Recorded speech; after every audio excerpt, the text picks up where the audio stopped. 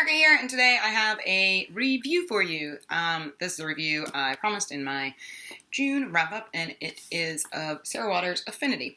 This book was originally published in 1989. It's about 350 pages long, and Sarah Waters, if you are not familiar, is a British author who writes a lot of historical fiction. A lot of it, from what I understand, is a little bit dark and has some kind of ghost story horror elements to it, like really light horror though, not the kind that keeps you up at night, because I don't do that because I'm a baby. And a lot of her fiction has LGBTQ characters. There are a lot of lesbian relationships in her books, which are awesome. And this is the second book by hers that I've read. I previously read The Little Stranger, which I've also reviewed, and I will link down below. I'm really looking forward to diving into more of her work. This book follows two separate characters. It follows Margaret Pryor, and we read her diary entries from 1874 after she's had a bit of a mental breakdown and is a single woman of a certain age in that time. So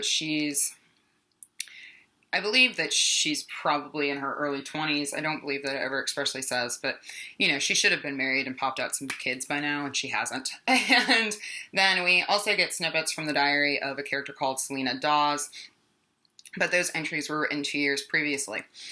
Margaret Pryor, as part of her rehabilitation and part of dealing with her mental illness, is sent to the local women's prison to visit with the prisoners and kind of be a good influence on them, because she is a lady and they are not. She visits the prison where she meets Selena Dawes, who has been imprisoned for charges related to the death of a woman whose care she was in. She is kind of a fortune teller, mystic. She hosts seances and brings people back from the dead to commune with the living, basically. And so she's in prison. Margaret Pryor is visiting her, and they spark up quite a very intense relationship. I thought that the storyline of this book was really captivating, really engaging. It was really fast moving, even though the writing is very atmospheric and beautiful, and in a way almost gentle. Like, even though you're dealing with the harsh realities of these two women and their less than favorable situations, I don't know, I just kind of felt like the book kind of cradled me a little bit. Does that make sense? Sometimes I talk about books and I feel like I'm saying the weirdest things, but that's how it made me feel. So I think that's just how Sarah Waters' writing kind of makes me feel, is that I feel very wrapped up and engaged in the story and comforted in a way, even though it's a very unsettling story. So that's the weirdest sentence I've ever said in a book review. This book hits on a lot of really hard, heavy-hitting themes. Obviously, it deals with mental illness in women during the late 19th century, which is a very interesting topic to me, and how that was treated. It deals with women's issues in general. It's definitely got a feminist vein to it, where Margaret Pryor is gay, and she's kind of dealing with the repercussions of that and not being able to talk to anybody about that, or really even admit it to herself. Like, she kind of tiptoes around the issue, even in her diary.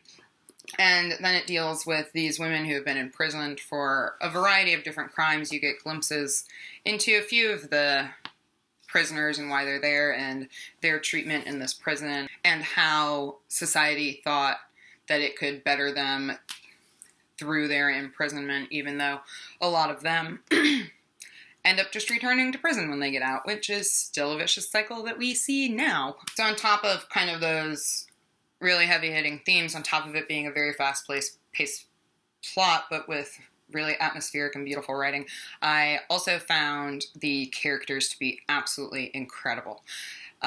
Sarah Waters, from what I've read of her so far, makes these really real and full and round characters who are certainly flawed and are certainly, you know, not perfect. They're not idealized, and they're going through really human and kind of everyday, well, not necessarily everyday, but really human struggles that, even though she writes in historical settings, I feel like readers today can still identify with. So I definitely appreciated that. I gave the book 4 stars overall. It did drag on just a little bit in the middle for me, and that could have been me. I spent quite a long time reading this, despite the fact that it was fast-paced. I was kind of reading like 4 books at a time, so I would kind of get into and out of it a little bit, but in the middle there, it did seem to be a little bit repetitive, and I found that with The Little Stranger as well, where it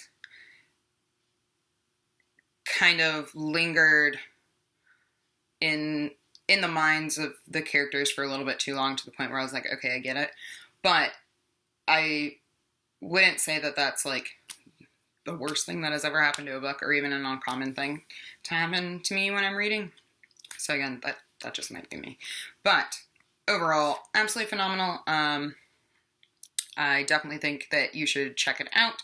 I still have not read Fingersmith, which is like Sarah Waters' most praised book here on BookTube. So I'm looking forward to reading that next, but I would say that this is an excellent place to start with her if you are interested in starting with her, even though I haven't read very much of her work. And if you've read this book or have any questions, let's talk about it in the comments, and I will see you all next time. Bye!